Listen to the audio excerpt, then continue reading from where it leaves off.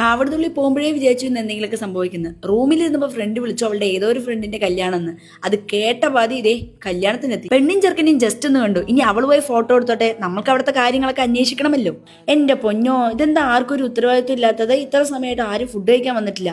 ഞാൻ എന്തായാലും വന്ന കാര്യം നോക്കണമല്ലോ. വെൽക്കം ജ്യൂസിലോട്ട് പോയി ഞാൻ അങ്ങനെ ഒരു പപ്പായി ജ്യൂസിൽ തന്നെ തുടങ്ങി. ഹെൽത്ത് വിട്ടിട്ട് നമ്മൾക്ക് ഒരു കളികളുമില്ല. ജ്യൂസ് കുടിച്ചിട്ട് അടുത്തേതാ ഫുഡ് എന്ന് നോക്കി നടക്കുമ്പോൾ ദേ ചേട്ടൻ കണ്ടപ്പോൾ തന്നെ ബഹുമാനം.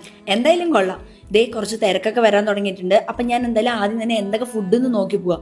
സാമ്പാർ, ഇടിയപ്പം, ഫ്രൈഡ് റൈസ്, പുട്ട്, കടല, അങ്ങനത്തെ കുറച്ച് ഐറ്റങ്ങളൊക്കെ.